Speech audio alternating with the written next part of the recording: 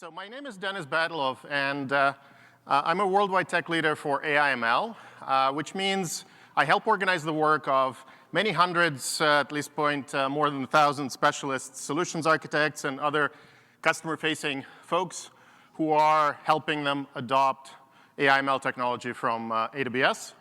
And I have with me my colleague, Greg Apple, who is from the Cloud Ops and Observability space. And today we thought of covering this important subject of observability for GenAI. Of course, GenAI has taken us all in this whirlwind of kind of innovation, but also many different trials and tribulations as we go along. And so what we're going to do today is first talk about why it's sometimes hard to move these POCs to production. What is it hard to get right for GenAI? And of course, it all is related to observability in many respects, right? Because understanding why your applications are behaving or misbehaving in a certain way is clearly related to the space. And then I'm going to talk about components of a GenAI platform. A lot of customers are starting to build platforms of this nature, and we'll look at the different elements of these platforms and how the observability concerns related to those. And then Greg is going to cover the most important part, the how-to of GenAI observability. We'll talk about CloudWatch and various functionality and so on. So as I was preparing for this talk, I thought it would be fun to kind of look back. So I think in the 90s, I still had a collection of Byte magazine. I don't know if you remember what that was. Very popular with software engineering, kind of IT folks. And I started collecting clippings from it, aggregating them into or putting them into a little notebook. So I thought it would be fun to illustrate some of the aspects with a few clippings like that from early to mid-'80s. And so just to prove that these are real, here's an ad. I guess maybe it's a business person. We'll call them observability engineer. And also note in this right-hand side, the Microsoft logo. Any ex-Microsoft folks here? Anybody remembers this logo? This is quite interesting. It's an O with a sort of hatched circle, and I think internally it was called the Blibbit. And people were in love with this logo. Actually, at the time, this was the mid-'80s. So anyways, so let's move on. Here's another clipping from April of 1985. And it's really fascinating to look back. And if we actually read carefully, this auxiliary lobe answers your questions with information beyond the realm of your own memory, suggests plausible courses of action, and asks questions that help bring out relevant facts. Like, doesn't it remind you of the current sort of RAG, retrieval augmented generation architectures of today with GenAI, maybe agentic systems? It's fascinating to see that this is exactly what they thought about at the time. And of course, you know, you have an obligatory picture with the brain replaced with a circuit board. I guess it was as popular at the time as it is today. Curiously enough, in the same issue, which was devoted to AI, you see, I don't know if you can read it really, but this alien-looking slug says, "I've come to debug your code." So again, coding assistants were also kind of thought of at the time. Quite fascinating. All right. So last year, 2023, was really a year of proof of concepts. Everybody tried to build POCs with GenAI. This year, I would argue it has been the year of putting those POCs in production. But not every POC got there, clearly. In fact, in some studies, 3/4 of the POCs never go to production, never see the light of day. They get stuck. And here are some of the reasons that that is the case. So first of all, with traditional machine learning, we've been talking about accuracy for a long time. It was the primary, most important characteristic. But with GenAI, things are a little bit more complicated. Specifically, you want to really be talking about the overall quality of your systems. And so this may come in the form of relevant and helpful information presented. But we've also all heard about hallucinations, hallucinatory output, so factual correctness being well-grounded in the context that is pulled either from internet or from your own knowledge bases. And of course, also robust, which means that if you perturb the inputs a little bit, it shouldn't result in massive changes in the output, right? That's the expectation of these systems. And so yet, with the current state of the art, it's really not easy to get there. You still need to do a lot of work. These models are probabilistic. They're also non-deterministic, and so we need to understand that side of their functioning. So, of course, it generated quite a few headlines in people not using it appropriately. So, lawyers look for case law, right? And invariably, they look at tools that are generative in nature. And of course, if they have seen this case law in the training data set enough times, they will produce the accurate answer. But oftentimes, they will generate the answer, right? And so, and it's not just one-time occurrence that this happens. This seems to be a pattern. This is a completely different case or situation that happened in Canada. Then, of course, you've heard about maybe issues with other information that is presented by chatbots. This is not necessarily related to hallucinations. It's probably more about whether the advice given is actually accurate, is up to the policy, and so on. And then more recently, there was this headline of hallucinations occurring in AI medical transcription kind of systems. Of course, if some of these errors, transcription errors, are easy to kind of filter out when a human doctor, let's say, is reading them, but others could actually change the meaning dramatically and without being noticed. And so as your care team is kind of looking at these historical transcripts, it becomes really important. So mistakes like these are definitely costly. Cool. So that's quality. The other thing is performance. And we've come to know the IT performance metrics. In fact, you know, we've been used to microsecond latencies, millions of transactions per second, really, you know, high rates, explosive kind of rates, almost to the point that it's stretching the limits of physics and the signal transmission. And yet with generative AI, it feels like we went back. Right now we're talking about, you know, perhaps transactions per minute, right? And certainly multi-second latencies that we see around. In fact, here's another clipping from a Byte magazine. It's interesting that in the 80s, it seems like the gold standard was 15 seconds. In other words, if the computer response is under 15 seconds, it's great. If it's longer, then people start to get fidgety and not quite happy. So kind of fascinating to see these sort of metrics being mentioned quite a bit. But again, now we're kind of in the same age with GenAI with multi-second times to generate things.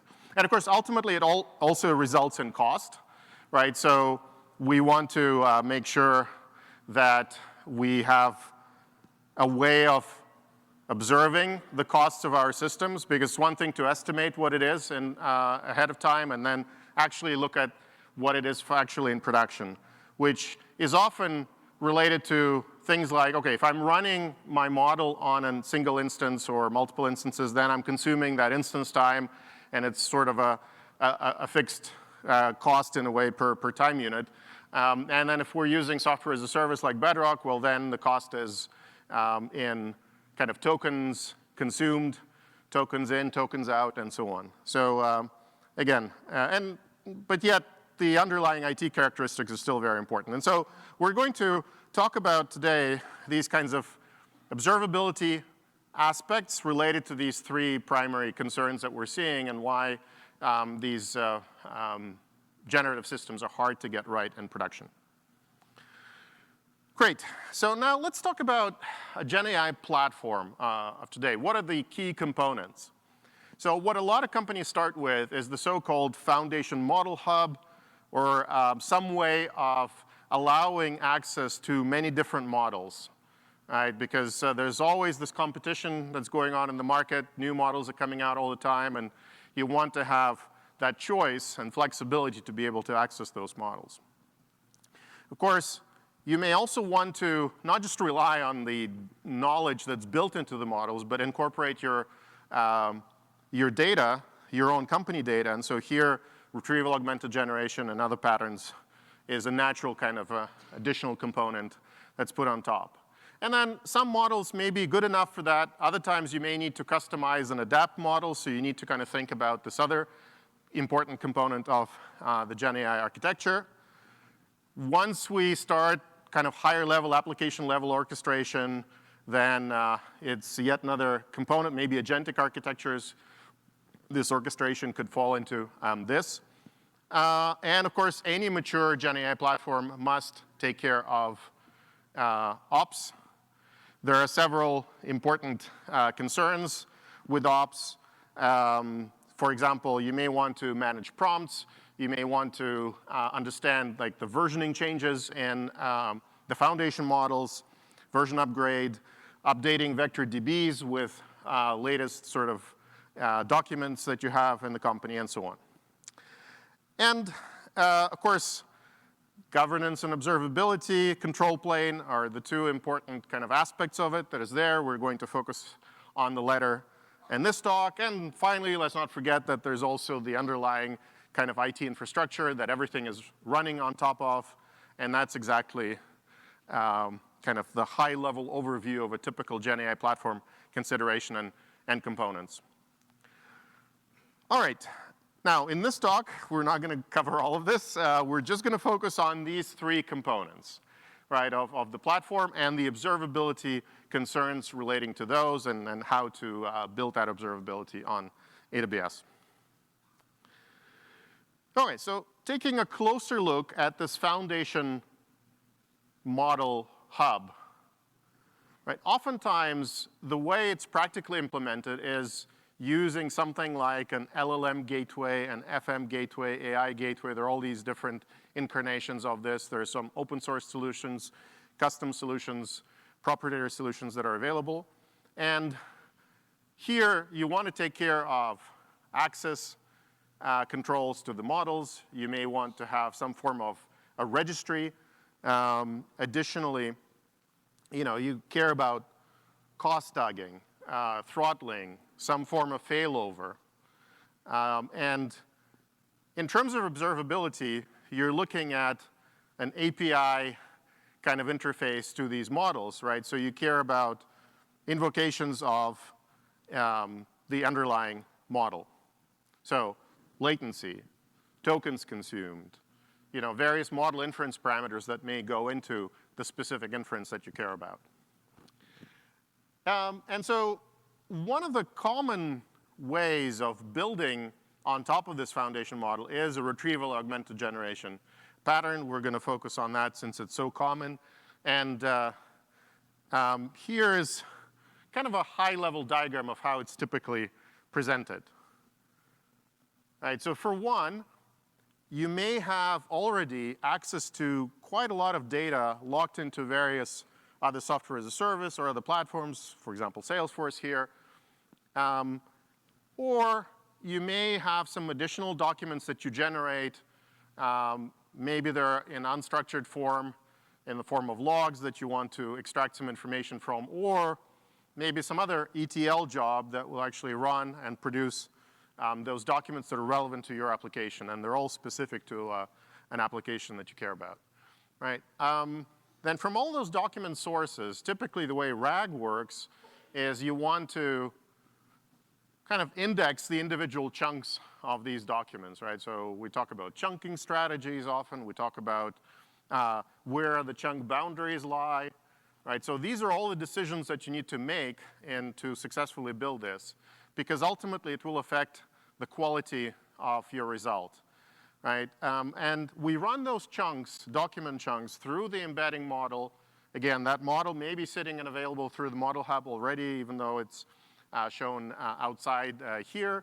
But the embedding's job is to translate these chunks into vectors, right? We store these vectors in a vector database. There are many choices of vector DBs as well.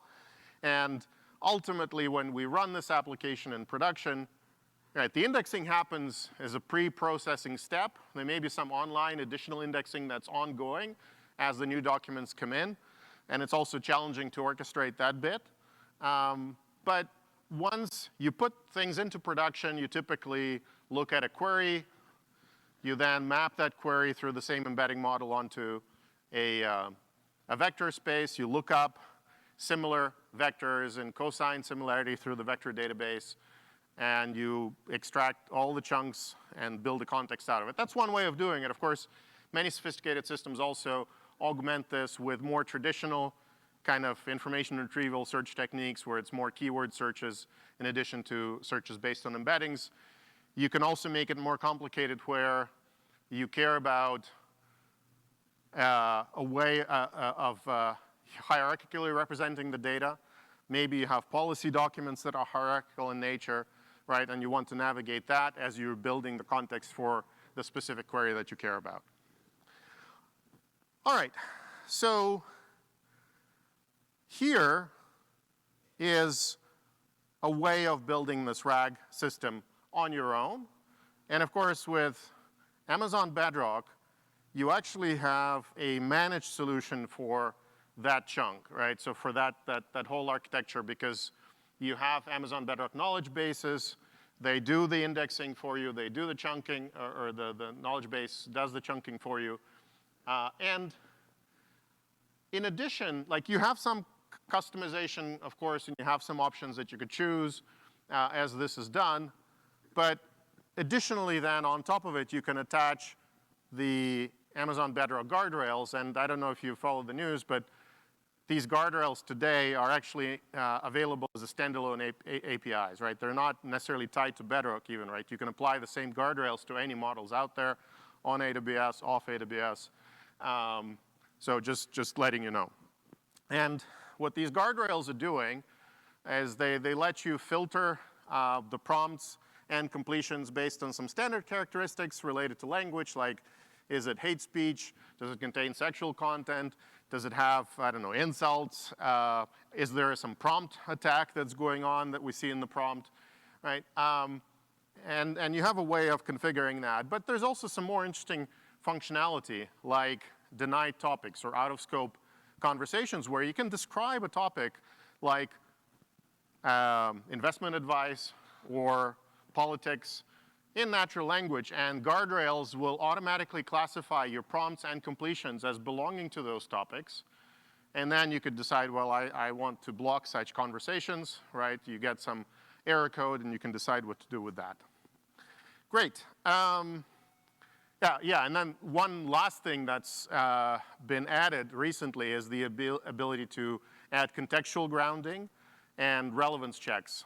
So there is a way to look at the retrieval augmented context, the prompt, response, and see if the response is actually grounded in the context and whether it's relevant to the prompt, to the question being asked, right? And so all of these are capabilities that are available.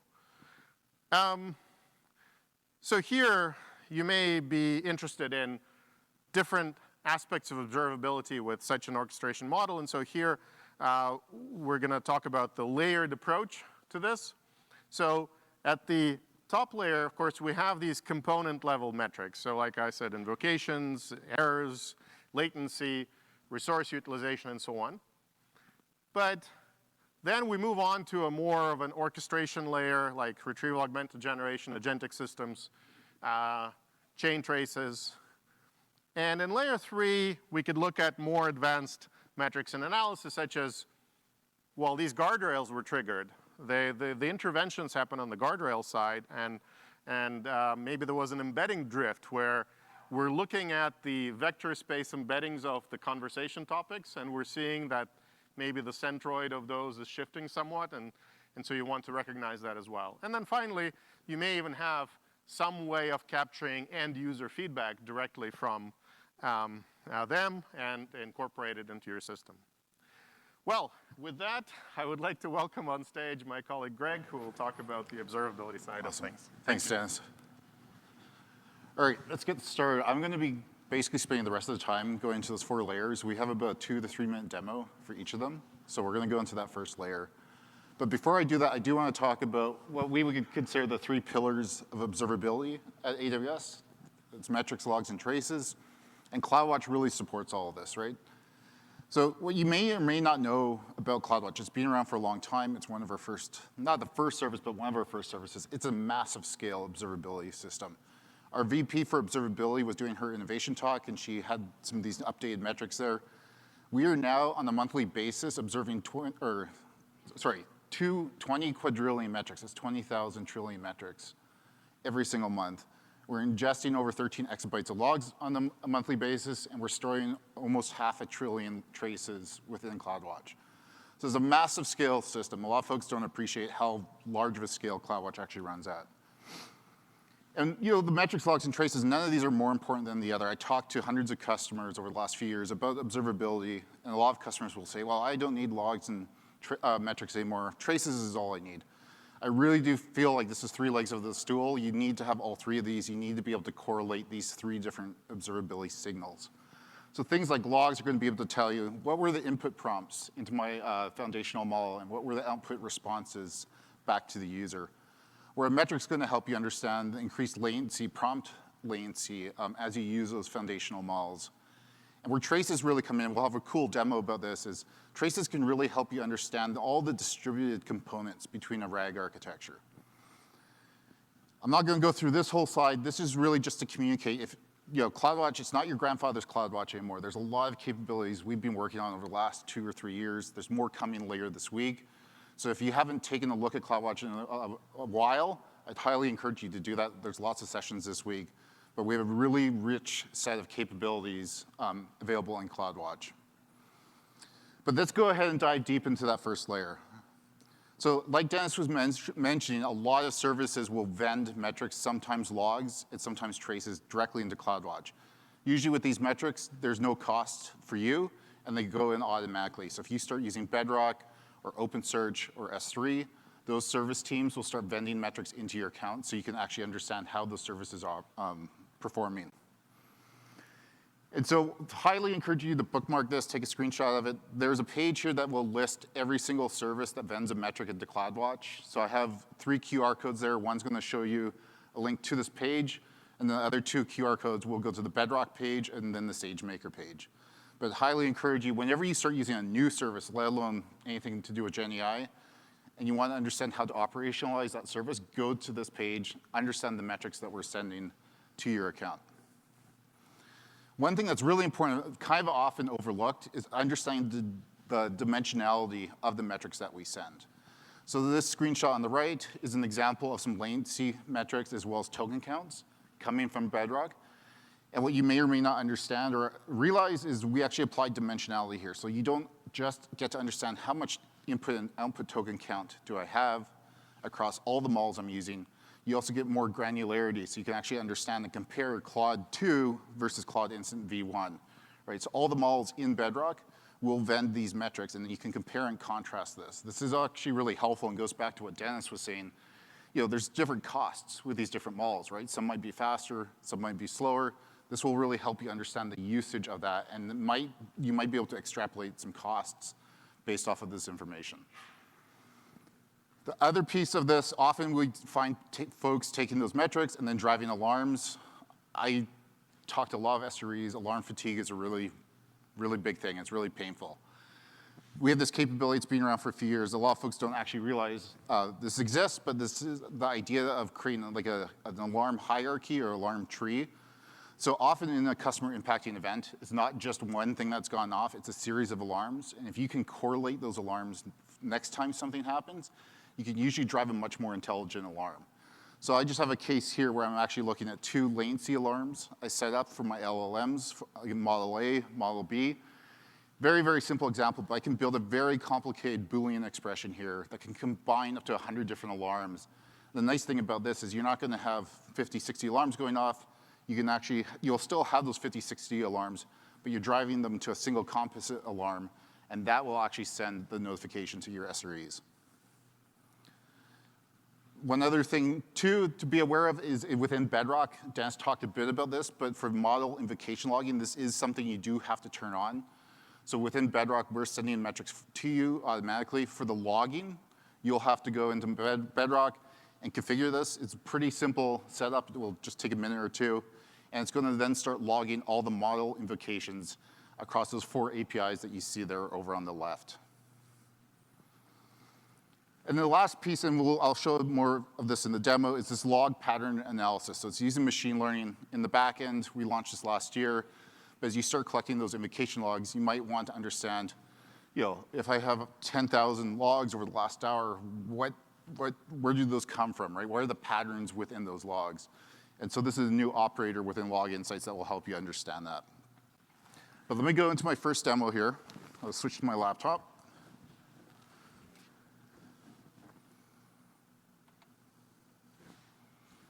All right.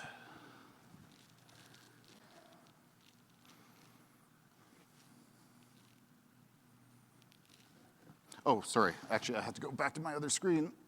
I was going to walk you through how this demo is constructed. Then we'll go to the video. So my demo, all 4 of these demos is built off this chatbot app I created. It's a Python application. I'm using something called Streamlit. So Streamlit is just a Python framework, super simple to create web apps. It's primarily designed for data engineers.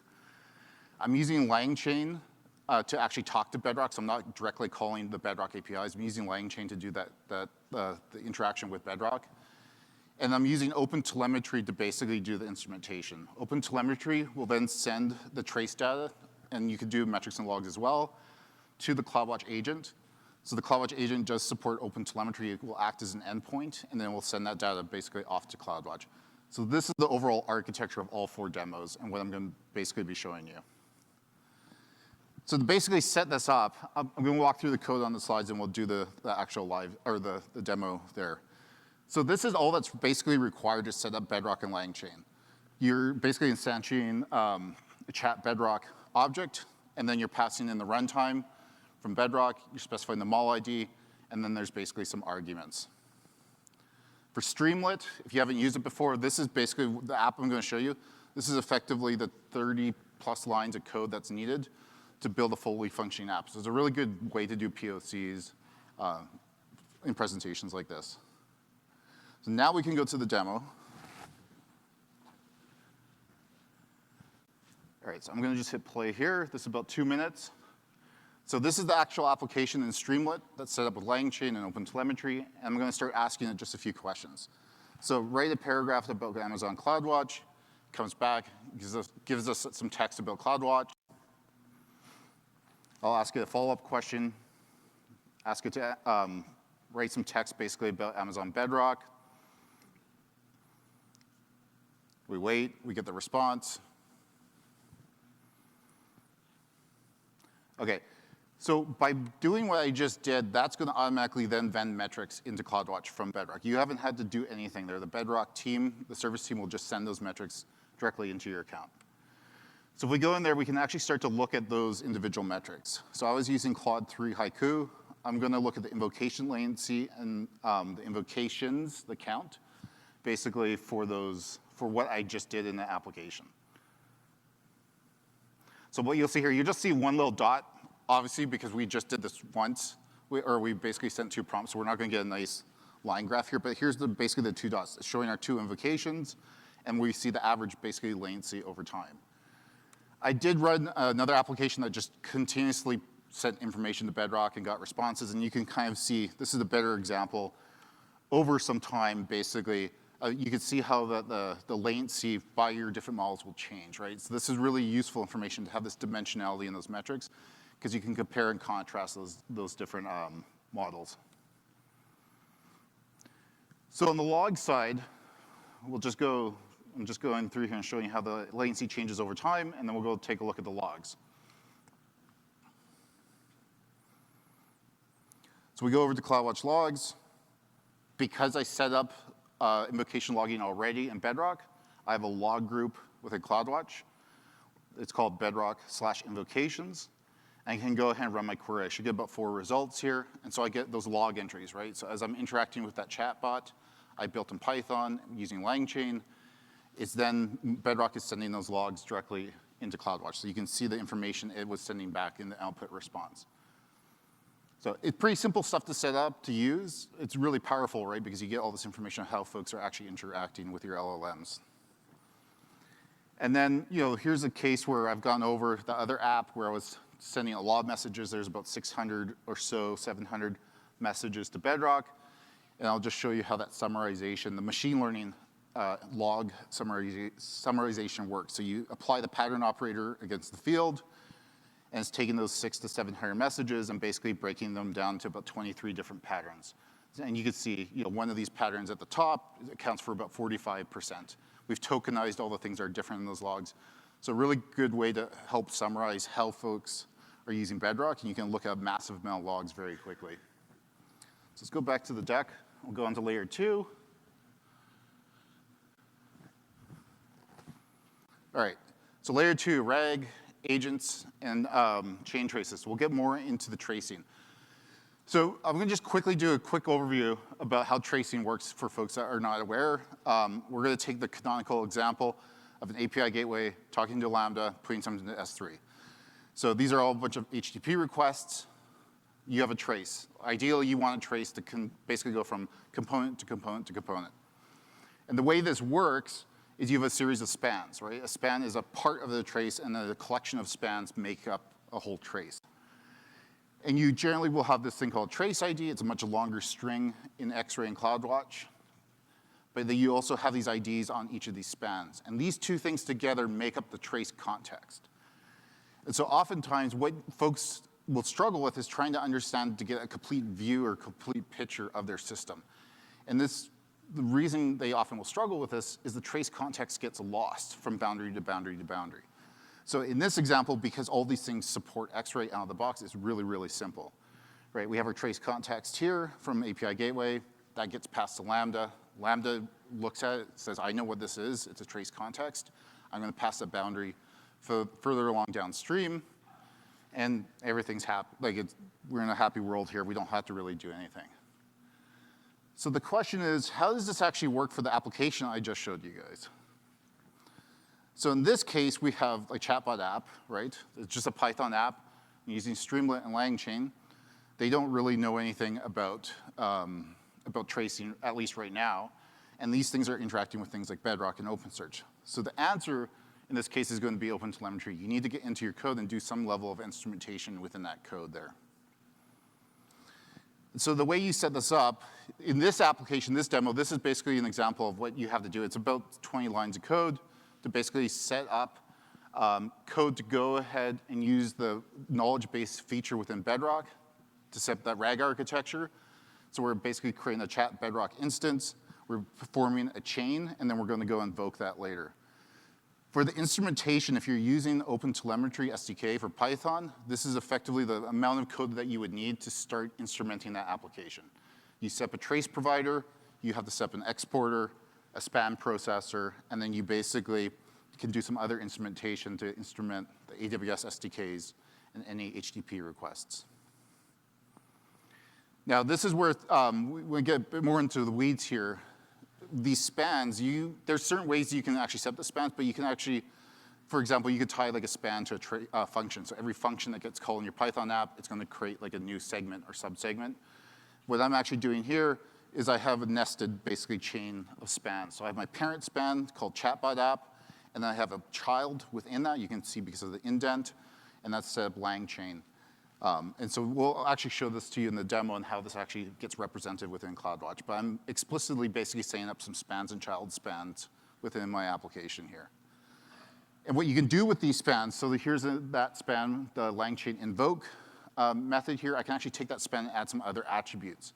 So I can apply the mall ID I was using or the prompt that the user sent in here. So I'm going to switch back to my demo laptop. And we'll go through this one. It's about a 2-minute demo. Bear with me 1 second.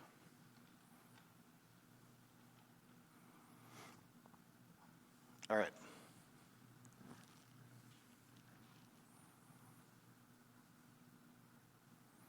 So what I'm actually showing you here is how I actually set this RAG architecture. It's really, really simple in Bedrock. I went into Bedrock. I set up a knowledge base. This effectively will create OpenSearch serverless cluster, and that becomes your vector DB. And so I have my knowledge base set up here beforehand. I've set up a new data source. There's multiple data sources you can set up. I've kept it super simple. I created an S3 bucket. So we could go to the S3 bucket there and have a single PDF. Can anyone guess what this is? P17.pdf. It's the individual tax code for the IRS in 2023. It's about 120 pages. It's a lot of boring text. So I put this into S3. I've set my knowledge base in Bedrock, and we're going to start basically interacting with this. So I can go back to my application, and we'll hit run. I'm going to start asking it questions. What is a standard deduction? So for folks outside the US with IRS, you can opt to basically take a standard deduction, or you can itemize your deductions throughout the year. So I'm going to ask it, what's a standard deduction? It comes back with a response based off of the information it's pulled from that 100-page PDF from the IRS. I'm going to then ask, how much is a standard deduction? Because this changes if you're married or single, and it changes year over year. So it comes back with that answer. Now I'm going to ask it a question unrelated to taxes. What is CloudWatch? It's going to come back and say, I'm not going to really be able to answer that. It's outside the context of that knowledge base. So let's go back and see, because I've already instrumented this with OpenTelemetry, what does this actually look like? So we're going to go ahead to traces. Go ahead and run that query. We'll pull up a trace. We'll go take a look. So with just a few lines of code that I showed you before, this is effectively the trace that we get, right? We get our chatbot app, and there's two calls, one to the Bedrock runtime and one to the Bedrock agent runtime here. So we can go ahead and look at these different ones. There's different operations like retrieve, invoke model. If I scroll down here, these are the segments. And then you have your subsegments basically under here. You can see that lang chain invoke. That was the piece of code I added in OpenTelemetry there. And you can see those two pieces of metadata I put in there, the model ID and the prompt. So this is kind of like a very nice way to understand in a distributed system. And I think a RAG architecture is a good example of this. Where are you spending the time, right? As things talk to other things, where are you spending the time? How long is stuff taking? So just a really simple example of how you can use OpenTelemetry to get better understanding of your RAG architecture. So I'm going to go back to, we'll go into layer 3 now. Actually, before we do that, there are some OpenTelemetry open source projects out there as well. You may have heard of OpenTelemetry. There's also OpenLit. These are open source projects that aim to give you even more visibility basically within your LLMs.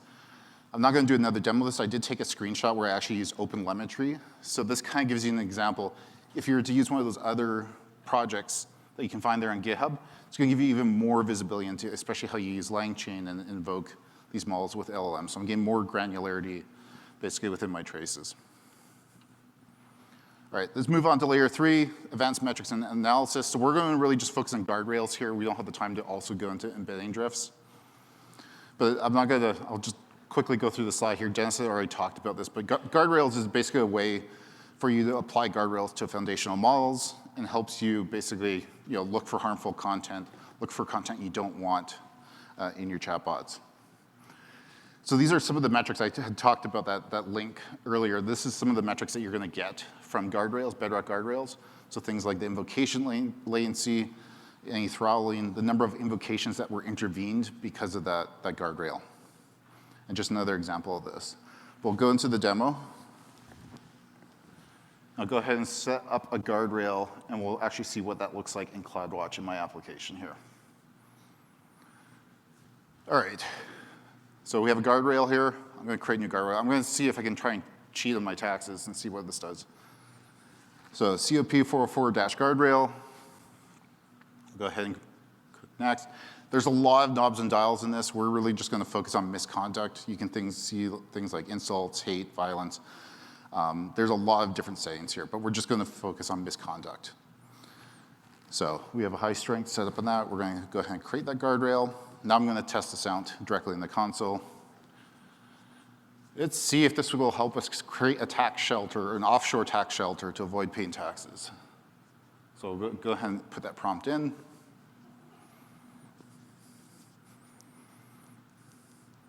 can you help me set up an offshore tax shelter so I can avoid paid taxes? And you can see it's intervened, right? It's found when intervened, it's blocked that, and the reason is because it's detected misconduct. It has a high strength and high confidence there.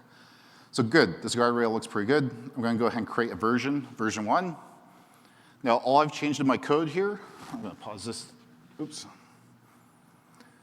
So all I've changed in my code in LangChain is I now added a new property here called guardrails. I'm just referencing that guardrail. I'm gonna paste that unique identifier into here, and then that will automatically apply that guardrail into my chatbot. So put the ID in, we'll go ahead and then run the application again.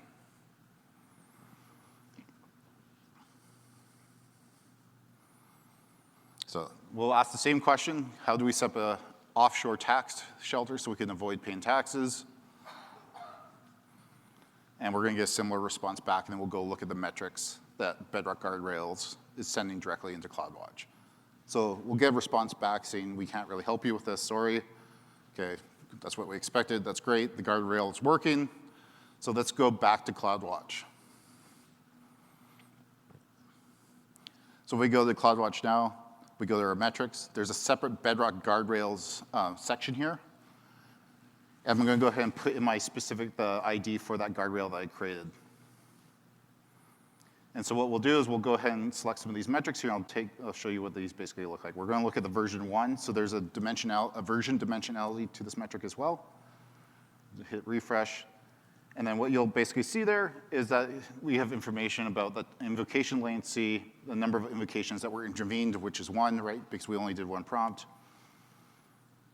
And so these metrics, as soon as you start using those guardrails within Bedrock, automatically you're gonna get these metrics. You can drive some alarms off of these if you wanted to as well. So pretty powerful stuff. All right.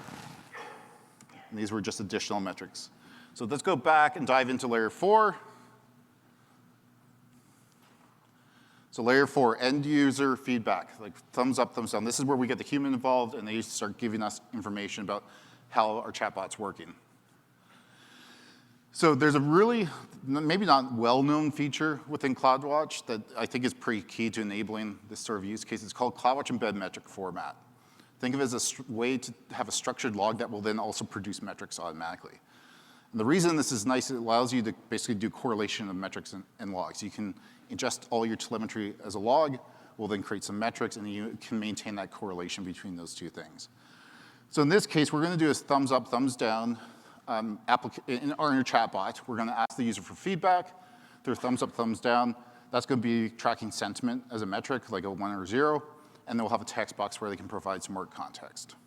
And then we're gonna set up an alarm basically to drive all this. So we can be alerted if we're getting too much negative feedback within our chatbot. So the way CloudWatch Embed Metric Format works, it's basically just a way you structure a log, right? So maybe we have this piece of telemetry here, things like environment, maybe it's some tagging, like key value pairs, like we're in prod, it's the chatbot service. We may also have a metric like sentiment within there, and we have some text feedback like, yeah, the model response was good, it was accurate. So all that telemetry can come in as a log within CloudWatch, and based on how you structure that log, we will then recognize, hey, there's some pieces of information here that need to get turned into a metric. And the way this looks, the way you do this, basically there's some libraries that will make this even simpler. But if you look at the screenshot on the left, you'll see the underscore AWS. That's basically a header that you put within your JSON log that will say, basically describe to us, CloudWatch, where your metric is, how to extract it, the dimensions to basically apply to it. So we'll go through our last demo here. I'll walk you through how we have this set up.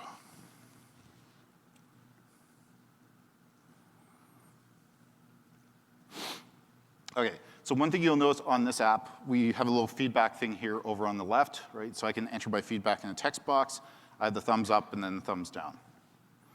So I've always set this up basically with that CloudWatch Embed Metric Format. I'm just asking it again, what is a standard deduction? Seems like a reasonable response. We'll give it a thumbs up. Pretty good response. Great. We'll submit that feedback. And then we'll actually go take a look at this within CloudWatch. So I'm gonna pause here. So I have a log group, a new log group. This is not the invocation log group where all the invocation logs were going into. This is a chatbot/feedback. So all the feedback in my chatbot, I'm sending to a separate log group here. Go ahead and run that query. We'll get one result back because we only did one prompt. And if I go ahead and show you this log, you're going to see that same, it might be a bit hard to see on the screen, but that same AWS header, the underscore AWS in the JSON. Again, this is telling CloudWatch what metrics to basically extract here, and then it allows you to have that correlation between the metric and the log. So this is basically the first step. We've brought all this telemetry in as a log. We've told CloudWatch how to extract the metrics. So we have a sentiment metric. Again, a plus or a thumbs up is 1, a thumbs down is basically a 0. So we'll go ahead and look at the corresponding metric that CloudWatch EMF created. So there's our sentiment metric here. Again, we get one, obviously, it's a little tiny dot here because we just did one prompt. But what you can see there is that there's a value of 1. So what we can then do with this is we can actually drive an alarm based off of this. So I'm going to go ahead and create an alarm. And then what we're going to do, there's settings here, but what we'll do is we'll say, you know, if it's lower than, say, like 90 or 95%, so I'll do 0.90, or sorry, 9.95. And so what that means is as soon as we get enough thumbs down that we push below that 95%, then we actually want to trigger an alarm to our operators because we believe something's gone wrong. When you set up this type of an alarm in CloudWatch, there's a very specific setting you want to make sure that you set. So you go down to additional configuration. And this is really important. I'll pause here once I select it. So there's this option in CloudWatch Alarms that most folks don't know about, probably because it's hidden in that drop down there. How do you treat missing data? If there's no data coming into the metric, what do I do with it? Is that good? Is that bad? Is it insufficient? So in this case, where the absence of something is actually good, right? The only thing that's bad is when we get a 0, a thumbs down. So the absence of any data is OK in this particular alarm. So if you're doing this type of alarming based on the metric I set up, it's really important to say, treat the missing data as good. You should not breach the threshold. It's fine. If we're not getting any thumbs up or thumbs down, then we can assume everything is fine. So we go ahead and click Next. We go ahead and set up a notification. Again, you can set up a series of these, and you can create that alarm tree I talked about earlier. Click Next. And we'll go ahead and create this alarm. So we'll go into that alarm, and we've called this negative feedback. We want to alarm when we get too much negative feedback. So if we refresh there, oops, I restarted the video, sorry about that. Go to the very end. So you can see that green line, right? If we let this go long enough, and we'll just have one nice green line, as soon as we start getting enough thumbs down, enough people unhappy with our chatbot, that will turn to red, it'll fire an alarm, you can trigger whatever workflow that you need. All right, let's go back to the deck and just wrap this up. So just in summary, again, tying back to these 4 layers, right? You want to make sure you start with AWS, service-vended metrics, and logs for errors, latency. Make sure you set up the invocation logging within Bedrock. You get a lot of very rich logging that you can use to better understand how you're using your LLM. As you expand and start using, you want to expand to orchestration layer observability and really start thinking about how you use tracing, right? As soon as you start building a RAG architecture, it's really important to understand how all these different components are talking to one another. As you use more advanced features, for example, Bedrock guardrails, make sure you understand the metrics that we're sending into CloudWatch and make sure you can utilize that to get a better understanding of how those guardrails are being used.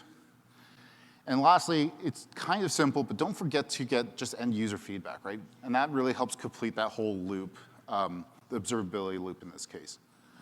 So I'm going to leave you with 4 resources here. We'll leave it up on the screen for a second. These, in order, will tie back to those layers, the 4 layers that we talked about. So these are a series of blog posts and documentation I'd recommend you take a look at.